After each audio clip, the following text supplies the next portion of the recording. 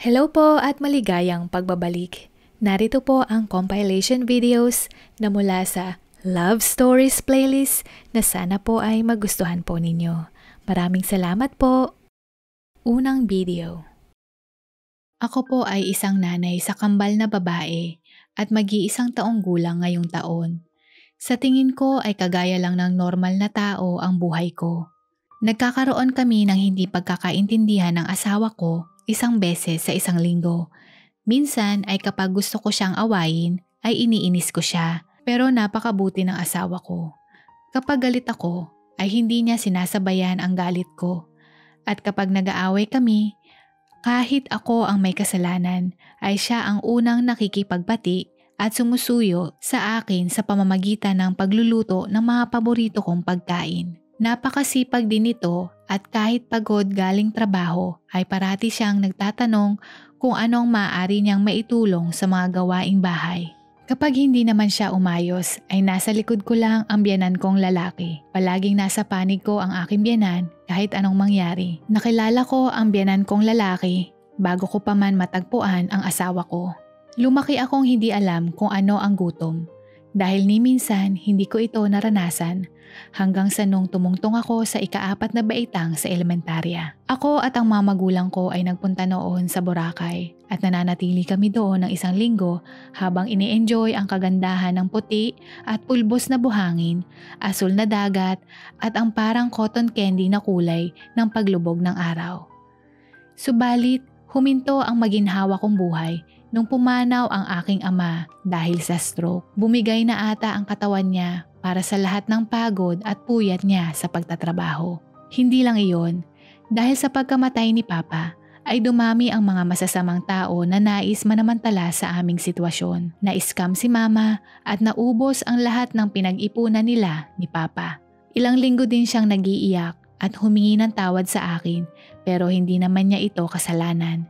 Isang may bahay lang naman si Mama at matuturing wala o kaunti ang kaalaman sa negosyo. Bigla siyang naging negosyante at ginawa niya ang lahat ng makakaya niya, subalit sadyang isang sugal ang pagnenegosyo at sa kasamaang palad ay natalo siya. Hindi lang ang pagkawala ng negosyo namin ang naging problema. Makaraan ang isang taon ay nagsulputan ang mga tao sa bahay at sinabi nila na may utang daw sa kanila si Papa. Natuklasan namin na marami pala ang inutangan ni Papa at dahil doon, naibenta namin ang mga ari-arian namin pati na rin ang bahay at lupa upang mabayaran namin silang lahat. Ang lahat ng pinaghirapan ng mga magulang ko ay nawala lang ng isang gabi.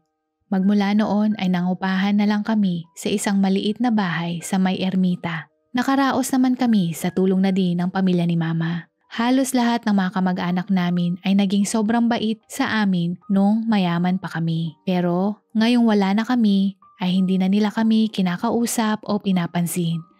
Ang tanging tumulong sa amin ay ang kapatid ni Mama na babae at ang bunsong kapatid ni Papa. Kaya lang matapos nila kaming bigyan ng kaunting pera ay sinabi nila na huwag na kaming muling tatawag sa kanila. Ilang buwan din kaming naghirap. Si Mama ay nagsimulang magtrabaho bilang isang sales lady sa may department store dahil marami siyang kaalaman tungkol sa mga brand ng mga produkto. Medyo nakakahinga-hinga naman na kami ng maluwag dahil hindi na namin pinoproblema kung saan kukunin ang susunod na kakainin namin. Dahil sa may trabaho na siya, ibig sabihin ay mag-isa na lamang ako sa bahay. Masyado pa akong bata noon at wala na rin pwedeng mag-alaga sa akin dahil matagal nang pumanaw ang aking mga lolo at lola. Sinabi ko naman kay Mama na ayos lang ako at nangako ako na didiretso ako sa bahay sa tuwing matatapos ang klase ko at hindi ako lalabas. Isang araw, may nagbukas na tindahan ng pagkain sa may kanto namin. Nagtitinda sila ng mga fish balls, pritong balat ng manok at manok. Bumili ako ng isang order ng balat ng manok at kinain ko iyon habang naglalakad ako pa uwi. Napakasarap ng balat ng manok. Tandang-tanda ko pa kung gaano kalutong ang balat at ang bawat kagat mo ay makakarinig ka ng chorus ng hallelujah at napakamalinamnam. Bagay na bagay isawsaw sa sukang may sibuyas at konting siling labuyo. Magmula noon, naging pritong balat ng manok na ang paborito kong pagkain at sa tuwing may natitirang barya sa baon ko ay dumidiretso ako sa tindahan ng manok at bumibili ng isang order. Hanggang sa habang sinusubukan kong buksan ang pintuan ng bahay namin, ay biglang nakaramdam ako ng mayroong kamay na nagtakip sa aking bibig. Sa abot ng aking makakaya ay sinubukan kong sumigaw pero walang boses na lumalabas sa akin. At ang tanging nagawa ko lamang ay ang pagsipa ng ilang beses sa pinto. Punong-puno ako ng takot ng mga sandaling iyon dahil alam kong gusto nila akong dukutin. Akala ko noon ay mamamatay na ako nang hindi ko man lang nakikita si Mama. Ngunit sa halip na isipin ang panganib na kinasasangkutan ko, ay mas nag-alala ako kay Mama na sigurado akong mababaliw kakahanap kung ako'y mawala. At ang sunod na natatandaan ko ay napaluhod na lamang ako bigla sa may sahig at nung tumingala ako ay may nakita akong dalawang lalaki na nagsusuntukan at pinapalibutan na kami ng maraming tao. Iyong isang lalaki ay sinubukang tumakas at iyong isa ay nahuli at napigilang tumakbo. Sinundan na din ito ng iba pang mga tao at dumating na din ang kapitan ng barangay at ang mga pulis. Nandoon sila para arestuhin ang lalaking sumubok na dukutin ako. At iyong taong tumulong sa akin ay walang iba kundi ang lalaking nagtitinda ng paborito kong pritong manok. Lumapit siya sa akin at tinanong kung ayos lang ako at saka niya sinubukang kontakin si Mama. Nanatili lamang ako sa tabi ng tindahan niya habang inaantay si Mama. Nakita kong nagtatatakbo lumapit sa akin si Mama at labis siyang nagpapasalamat sa lalaking sumagip sa aking buhay. Binigyan din niya ito ng pera bilang pasasalamat pero tumanggi nang nakangiti ang lalaki at sinabing malugod daw siya na makatulong sa kanyang suking mamimili at tumingin siya sa akin. Bukod doon, inalok din niya na magmamasid siya palagi sa aking dadaanan pauwi ng bahay nang sa ganon ay masiguro niya na ligtas ako. Siyempre mas dumalas na ang pagbili namin ng balat ng manok sa kanya at binibigyan pa niya kami ng libreng ilang pirasong manok. Hindi lang balat ng manok ang masarap, napakasarap din ang kanyang regular fried chicken drumstick. Ang juicy, malambot ang laman, sakto ang alat at siyempre perpekto ang lutong ng balat at napakasarap ng sawsawang gravy. Na sa bawat kagat ay ikaw ay mapapapikit na tila ba'y dinala ka sa alapaap dahil sa katakam-takam na lasa nito. Si Manong na naging tagapagtanggol ko at tagabigay ng pritong manok sa akin sa loob ng 2 taon. Minsan nga ay inaanyayahan pa namin siya na sumama sa munting salo-salo namin tuwing Pasko dahil napag-alaman namin na mag-isa lamang siya. Sinabi niya na namatay na ang kanyang asawa at mayroon silang isang anak na lalaki pero kasalukuyan itong nasa pangangalaga ng kanyang mga magulang sa probinsya. Nagtatrabaho daw siya dito sa Manila nang sa ganon ay makapag-ipon siya pampatayo ng bahay sa probinsya nila. Hindi pa daw niya nakikita sa loob ng 2 taon ang kanyang anak at nangungulila daw siya dito araw-araw. Halata sa kanya na malungkot siya kaya hindi na kami nagtanong sa kanya. Sa ganitong paraan, para kaming isang pamilya. Naging sandalan namin ang isa't isa sa tuwing nakakaramdam kami ng pagkalungkot.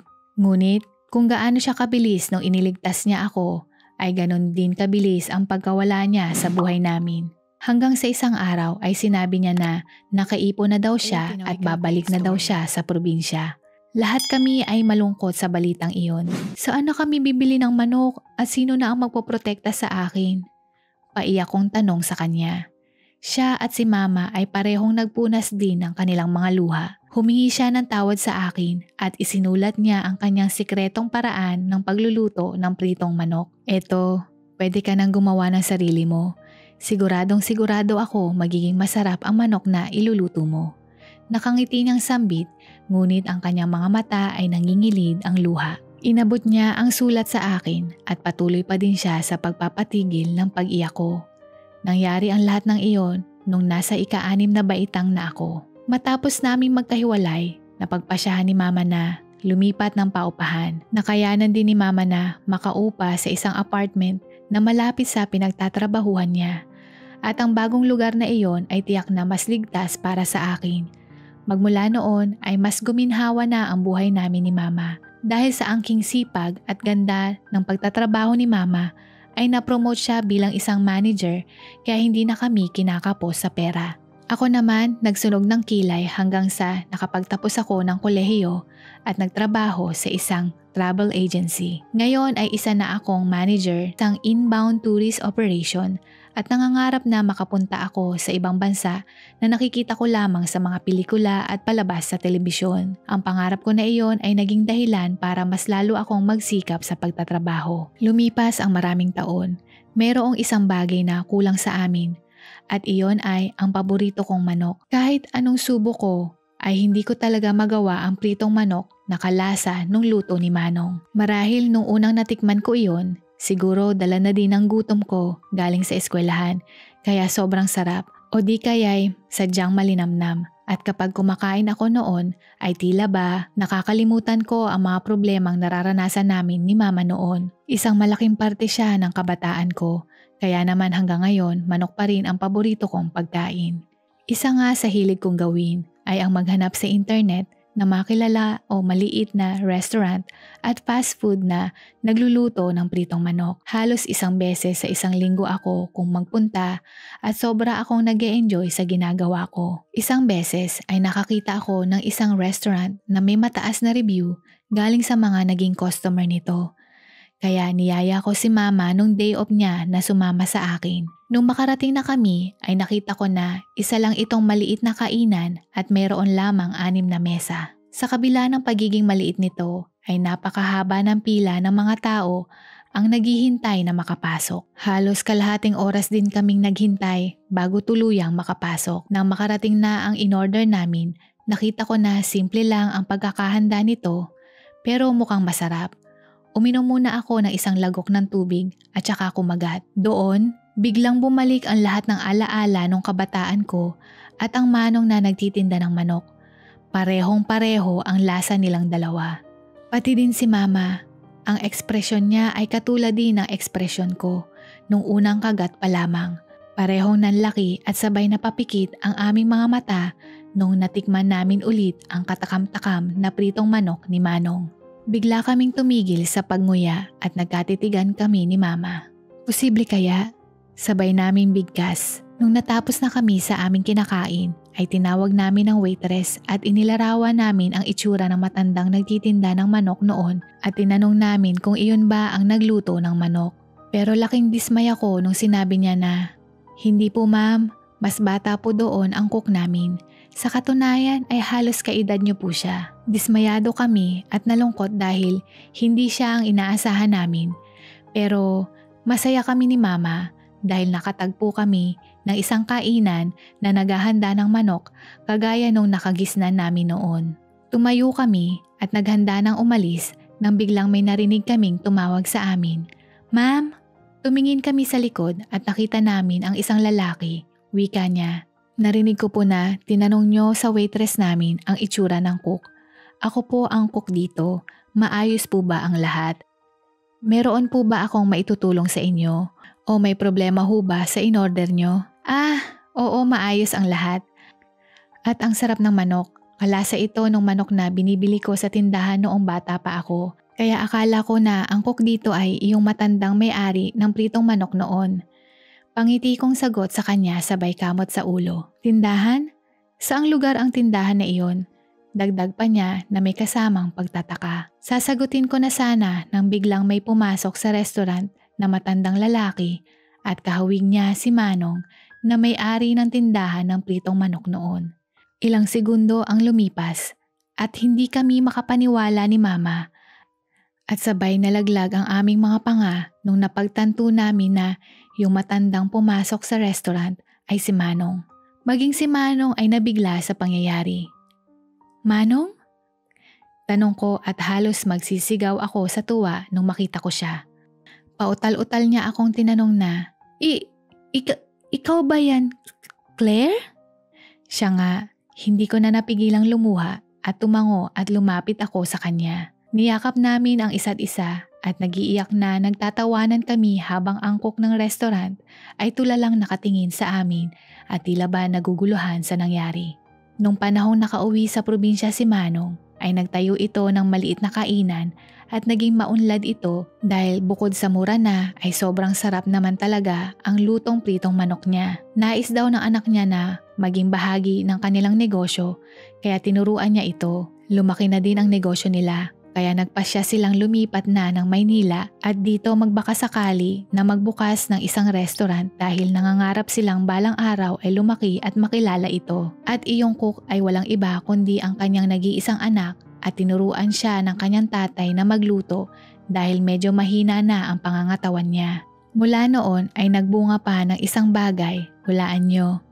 Oo, sa ngayon ay masaya na kaming kasal ng anak niya. Hindi lang si Manong ang tagapagtanggol ko noon, naging tulay din siya sa pag-iibigan namin ng kanyang anak. Sa ngayon, si Mama at Manong ay madalas na ginugugol ang oras nila na magkasama. Lumalabas-labas sila para kumain, mamili ng kung ano-ano at manood din sila ng mga pelikula sa sinihan. Hindi ako sigurado kung merong namamagitan sa kanila, pero kung meron man ay buhay na nilang dalawa iyon at ang importante ay pareho silang masaya. Ngayon, hindi lang basta paborito kong pagkain ang pritong manok. Ito ay naging isang mahalagang tradisyong putahe, hindi lang tuwing may okasyon at simbolo din ng aming pamilya. Pangalawang video. Nais ng aking mga magulang na mabigyan ng magandang buhay kaming mga anak nila, kaya't nagdesisyon sila na lumuwas ng Maynila at doon magsimula ng bagong buhay. Subalit, tila napakamailap ng swerte sa kanila dito sa syudad. Kaya't napilitan na lamang silang bumalik sa probinsya namin kasama ang 5 kong kapatid. 14 na taong gulang ako noong nagdesisyon silang bumalik sa probinsya namin. Naisip ko na kaya ko mamuhay at makahanap ng trabaho sa Maynila kaysa sumama sa kanila sa probinsya. Hindi ko alam kung bakit ganoon ang naramdaman ko. Marahil ay heto na ang nakagisnan kong buhay at pamilyar na din ako sa Maynila. Kung kaya't nakiusap ako sa aking mga magulang na magpapaiwan ako dito. Pinayagan naman nila ako, pero dahil ako ay menor de edad, hinanapan nila ako ng maaari kong mapapasukan para na rin panatag sina tatay at nanay na meron akong pagkakakitaan para hindi ako magutom. Nagtanong-tanong sila sa kanilang mga kakilala kung saan ako maaaring magtrabaho at di nagtagal nakahanap sila ng pamilya na tatanggapin akong mamasukan. Nakapasok ako bilang houseboy sa isang pamilya. Hindi naman sobrang yaman pero meron silang 2 sasakyan. Akala ko nga nung una sila ay napakayaman. Ang padre de pamilya nung pinasukan ko ay nagmamay-ari ng isang negosyo sa aluminum na ginagamit sa paggawa ng bintana, pintuan at iba pa. At madalas nilang proyekto ay mga condominium complex. All around ako, naglilinis ng bakuran, sasakyan at electric pan. Minsan tagahugas ng pinggan. At yung ibang mga gamit na sira na pwede pang mapakinabangan, sinusubukan ko ding ayusin. Ako din ang runner ng pamilya na tagabili ng mga bilihin sa supermarket at lahat ng mga inuutos nila ay malugod ko itong ginagawa. Kaya masaya ako sa trabaho ko. Sa kabila ng pagiging masagana nila sa buhay, ay naging mabait ang pakikitungo ng pamilya sa akin, pati na rin ang kanilang driver at iba pang katulong nito. Marahil nakatulong na din ang pagiging pinakabata ko sa mga tauhan nila, kaya mas pinagtutuunan nila ako ng pansin. At minsan pa nga ay binabahagian pa nila ako ng mga merienda para daw maging malakas at hindi sakitin. Makalipas ang 1 taon kong paninilbihan sa kanila, iminungkahi ng amo kong lalaki na bumalik ako sa paaralan upang makatapos ako ng high school.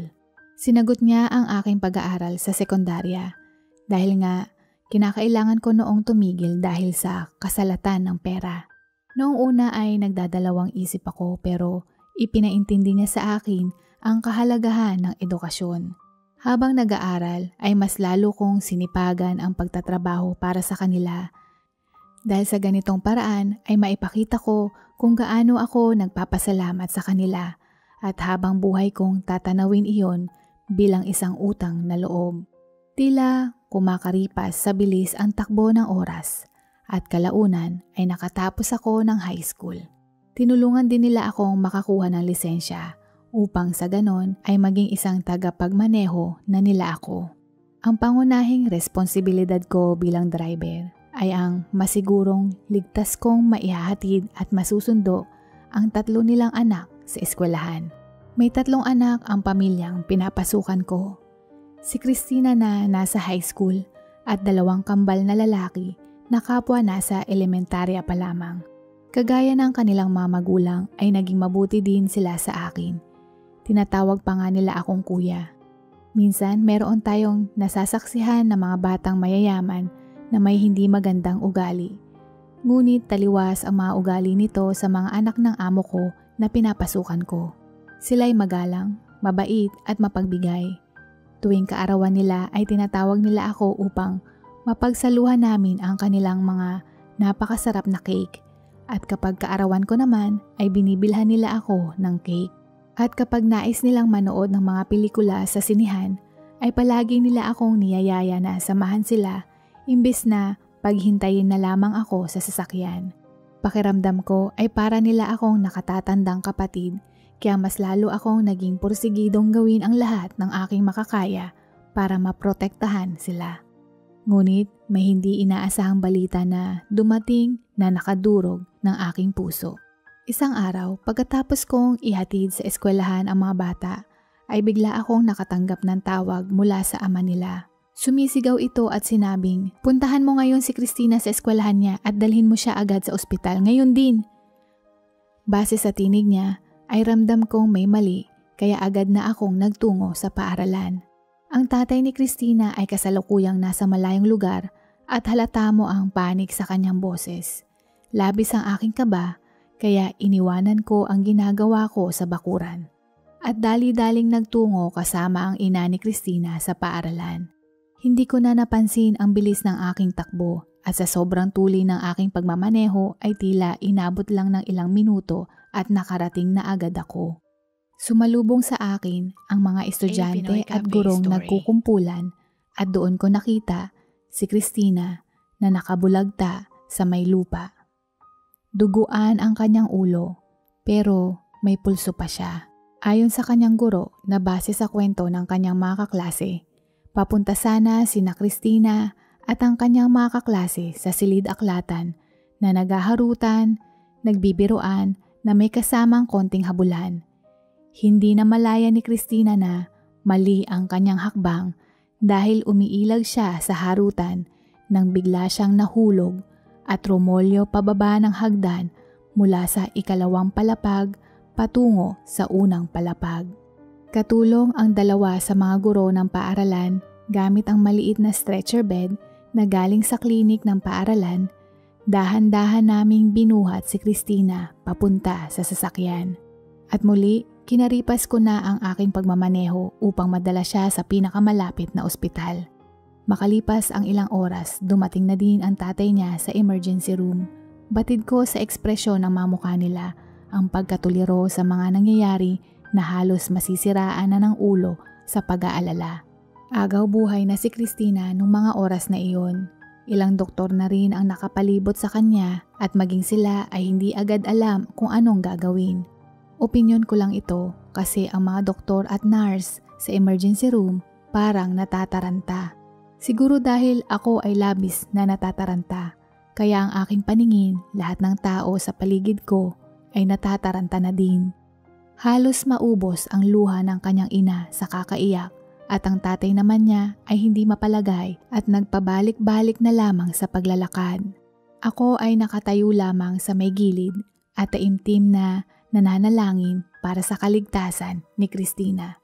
Isinailalim siya sa operasyon. Medyo kumalma naman ng kaunti ang mga magulang niya pero pinakiusapan nila akong manatili upang mautusan nila ako kung sakaling meron silang kailanganin. Nung mga oras na iyon ay sobra akong nalulungkot at naawa para kay Christina dahil napakabait, masiyahin at matalino nito. Naisip ko pa nga na sana ako na lang ang nasa kalagayan niya. Ang tila ba'y walang umagang paghihintay ay lumabas ang mga doktor at kinausap nila ang mga magulang ni Christina. "Ma'am, sir, nagawa na po namin ang lahat ng aming makakaya at naging matagumpay naman ang operasyon. Pero masyado pong malala ang naging pinsala at sa ngayon ay hindi pa po namin alam kung kailan siya magigising. Crucial po ang kanyang kalagayan. Kailangan po ninyong ihanda ang inyong mga sarili sa mga pwedeng mangyari sa ngayon.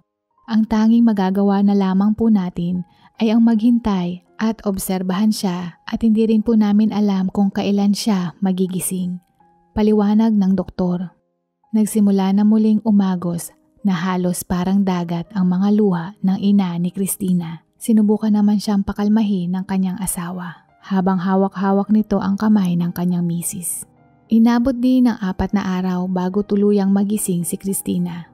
Lahat kami ay nagpapasalamat, ngunit may bahagi sa amin ang lungkot dahil ayon sa doktor ay sobrang napinsala ang kanyang panggulugod at dahil doon ay maaaring maging paralisado ang kanyang kalahating katawan mula baywang hanggang paa. Hindi makapagsalita sa pagkabigla ang mga magulang ni Christina. Ako man ay hindi kamag-anak ni Christina pero hindi ko na din napigilang mapatangis. Napatanong din ako kung bakit ito nangyari sa isang napakabuting bata. Napakamasayahin ito at palakaibigan kaya halos lahat ng mga mag-aaral ay kilala siya.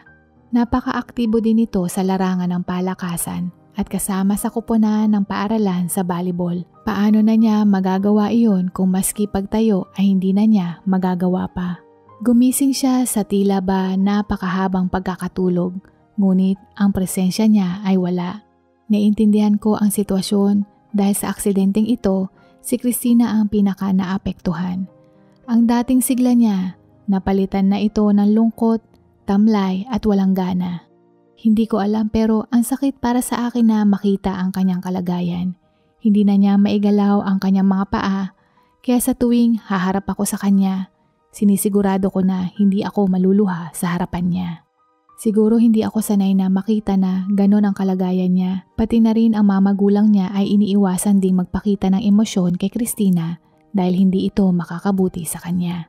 Isang araw, sa kalagitnaan ng pagkonsulta niya sa doktor ay may nabanggit itong nagbigay ng bagong pag-asa sa amin. Hindi pa daw tuluyang nasisira ang nerve at kung susubukan niyang sumailalim sa physical therapy ay may posibilidad na gumana muli ang kanyang mga muscles at nerve at makalakad siyang muli. Maliit lang ang tsansa na maging matagumpay ito pero wala namang mawawala kung susubukan. Babala ng doktor na hindi magiging madali ang proseso pero para kay Christina at sa pamilya niya ay kakayanin nila ito at dahil dito ay nagkaroon sila at ako ng kahit kapiranggot na pag-asa.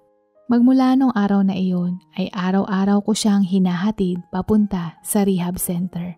Hinihintay ko siya hanggang sa matapos at kung minsan ay tinutulungan ko ang therapist na alalayan sa pagtayo si Christina.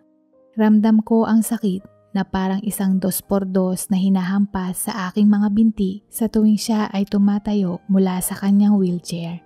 Minsan sa kanyang pagkakatayo ay siya ay bumabagsak at sa bawat pagbaksak niya nakikita ko ang bawat pagtulo ng kanyang mga luha kahit na sinusubukan niyang itago ito sa akin.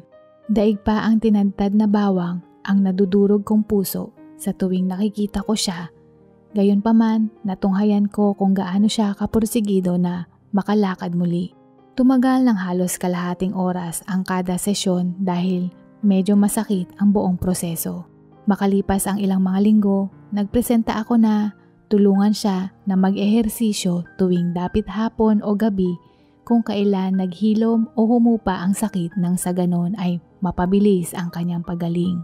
Naisip ko ito dahil ako ang kasama niya sa rehab center at madalas ako din ang assistant.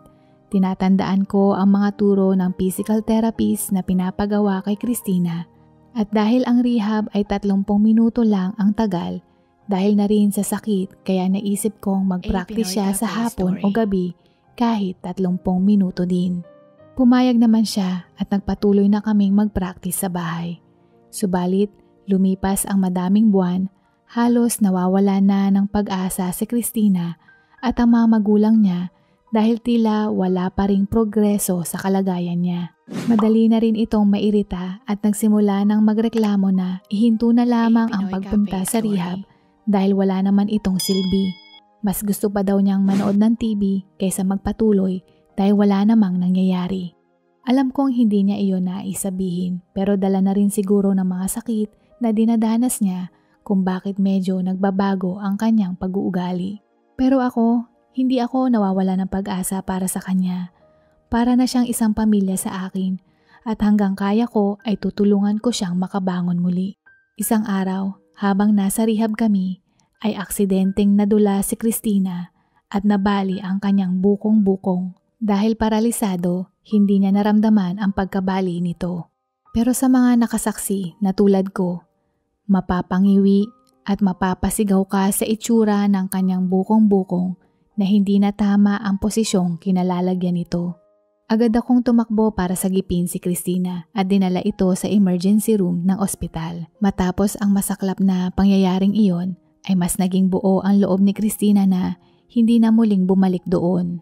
Kita nyo na, imbis na matulungan ako gumaling, unti-unti pa akong pinapatay sa lugar na iyon. Ayoko nang bumalik doon, sigaw niya. Hindi naman siya pinilit ng kanyang mga magulang at hinayaan muna siya. Ngunit ako ay hindi mapalagay.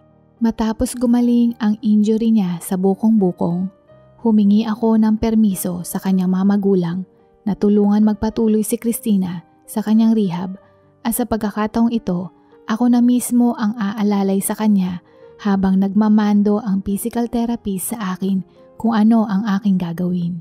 Malugod silang sumang-ayon sa aking suwestyon. Kinausap siya ng kanyang mga magulang at hindi naging madali ang pagkumbinsi sa kanya pero kalaunan ay napapayag din siya na may kalakip na kondisyon. Okay, pero 1 buwan lang. Kapag lumipas na ito at wala pa ding nangyari, ayoko na, susuko na po ako, okay? Tugon niya ng walang kagana-gana. Nagsimula kaming muli mag-rehab. Mga 2 o 3 beses sa isang araw kaming nagpa-practice, lalo na kung ramdam niyang malakas siya. Linggo ang lumipas, ako'y nawawala na ng pag-asa. Dahil ang palugid na ibinigay niya ay nalalapit na at wala pa ring pagbabago sa kanya. Lumipas ang 1 buwan, walang nagbago. Pero nagulat ako dahil si Christina mismo ang gustong magpatuloy ng kanyang rehab. Pinuri niya ang pagiging maingat at alerto ko sa tuwing inaalalayan ko siya. At ang sakit na nararamdaman niya ay parang nai-immune na siya. Kinapitan namin ang isa't isa kung kaya't nakakayanan naming ipagpatuloy ang aming nasimulan. Itinuloy din niya ang kanyang pag-aaral dahil gusto niyang makagraduate. 3rd year high school na siya noon nung nangyari yung aksidente. Kahit na nanonood lang ako ng TV buong araw, at least high school graduate man lang ako. Pabiro niyang sambit. Kaya palagi ko siyang pinagmamaneho at inaalalayan sa kanyang wheelchair araw-araw papasok sa eskwelahan. Kitang-kita ko din na napalitan ng liwanag ang dati niyang madilim na aura nung makabalik siya sa paaralan. Kahit na nakagraduate na ang mga dati niyang kaklase, hindi niya naman ito alintana. Nakatapos siya ng high school. Kasabayan din ito ang isang maliit na milagrong dumating. May pagbabago siyang naramdaman. Na ang pagbabagong ito ay parang binisita siya ng kanyang anghel, hinaplos ang kanyang balikat at muling nabuhayan ang kanyang katawan, pati na rin ang kanyang kaluluwa. Nagkaroon siya ng biglang lakas sa kanyang braso na parang nadamay pa pati na rin ang kanyang binti. Bigla siyang sumigaw ng, "Oh my God! Ah! Oh my God! Nararamdaman ko na yung malaking daliri ko sa paa." Lahat kami ay nagtakbuhan at niyakap siya ng kanyang mga magulang at mga kapatid. Nakita ko ang pagkinang ng kanyang mga mata sa sobrang kasiyahan. Siyempre hindi ko na rin maiwasan na magtatalon sa tuwa. Pinasalamatan nila ako at nakiusap na ituloy ko lang ang pagtulong sa anak nila. Sa totoo lang, hindi naman nila kailangan makiusap dahil para kay Christina ay gagawin ko ang lahat. Bigla muli akong nabuhayan at lagpas sa 100% ang enerhiya kong magpatuloy. Mas lalo pa naming pinagbutihan ang ginagawa naming dalawa. Minsan umaabot na ng higit sa 7 beses sa isang araw ang pag-practice niya at kaming dalawa ay hindi alintana ang pagod. Halos kaming dalawa ang magkasama buong araw. Naging mas malakas na si Christina marahil sa determinasyon niya ngayon kumpara dati. Nasiyahan din ang doktor sa naging proseso ni Christina at sinabi pa nga niya na maaari niya akong marekomenda kung nanaisin kong maging isang rehab staff sa ospital. 1 taon ang lumipas at nakaya na niyang tumayo mula sa pagkakaupo sa kanyang wheelchair nang walang tulong mula kanino. Kaya nagsimula na din kaming magsanay maglakad. Hindi naman maikakaila na mas mahirap ito kumpara sa mga dati naming ginagawa, pero ngayon pa ba kami susuko? Syempre hindi. Isang araw ay sinabi niyang gusto daw niyang magpunta sa mall.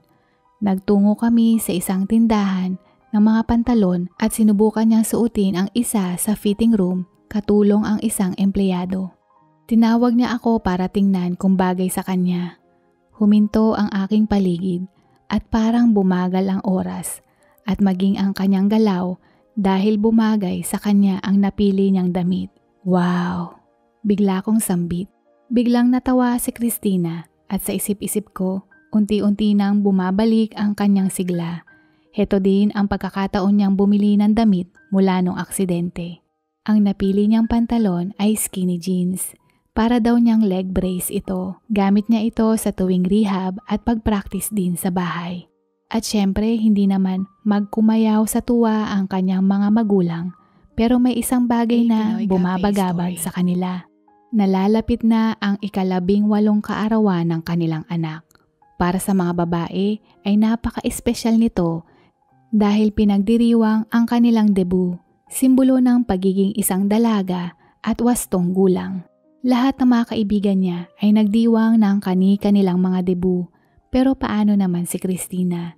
Kahit hindi nila aminin ay malamang malulungkot ito. Tinanong ako ng mga magulang niya kung anong tingin ko, kung magagalit o may inis kaya ang dalaga kung pag-uusapan nila ang tungkol sa debut nito dahil baka mahirapan lang daw ang dalaga.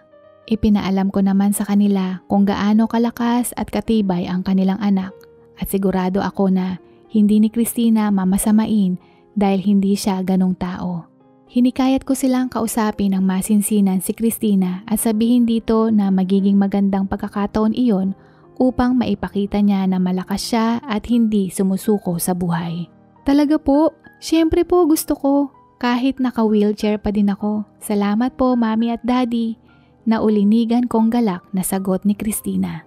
Inaasikaso na nila ang mga kakailanganin para sa magiging selebrasyon ng kaarawan ng kanilang anak at binilhan nila ito ng isang napakagarbong bestida. Ginanap ang nasabing okasyon sa isang hotel, kaya kagaya ng nakagisnan ay hinatid ko si Christina at inalalayan sa kanyang wheelchair papunta sa lugar kung nasaan ang kanyang mga bisita.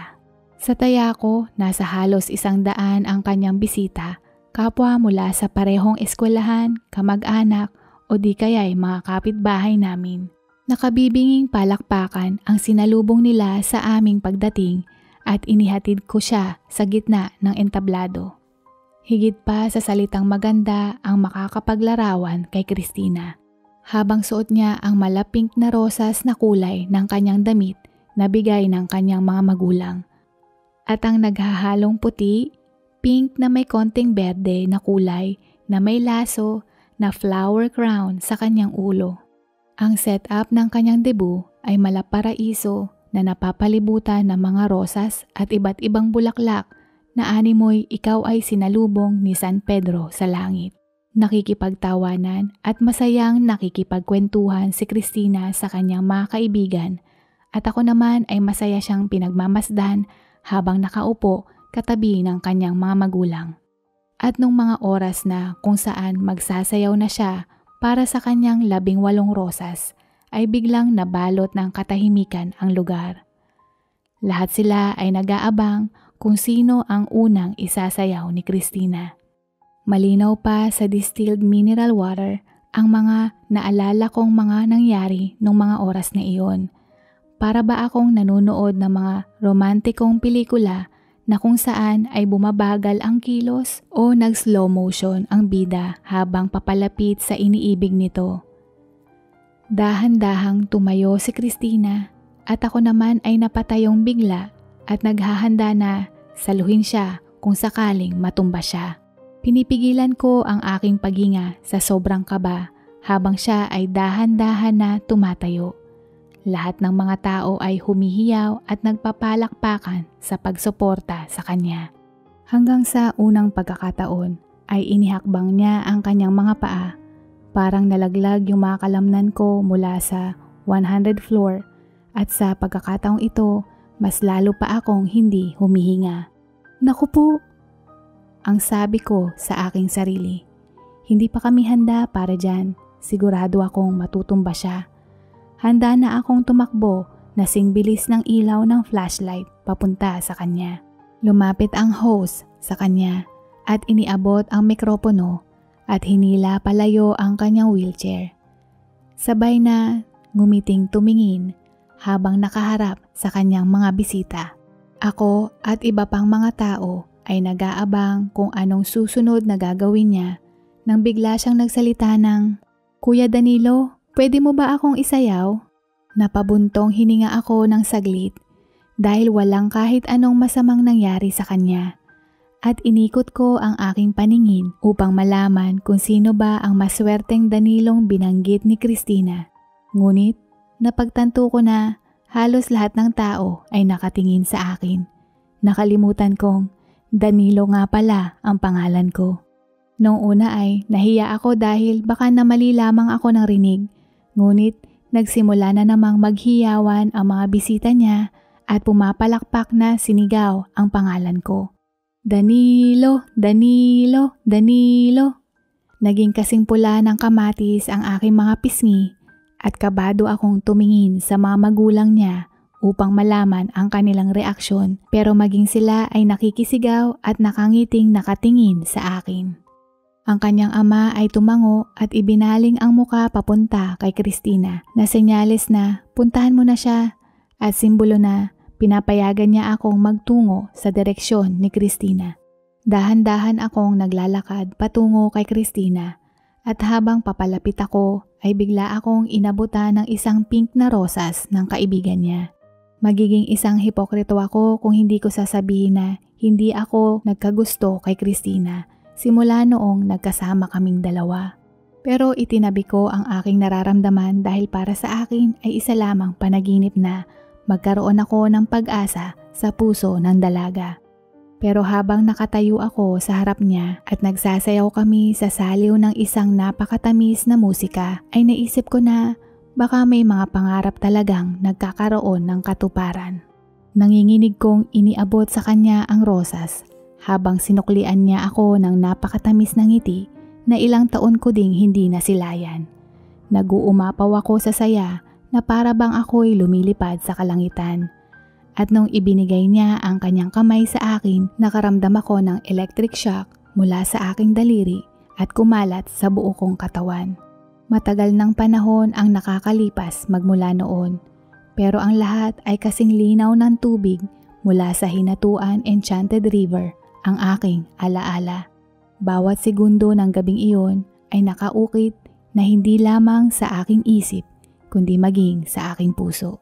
Sa katunayan, sa tuwing may pagkakataon ay masaya naming binabalik-balikan at puno ng pagmamahal na ikwento ang aming istorya ni Christina sa aming mga anak.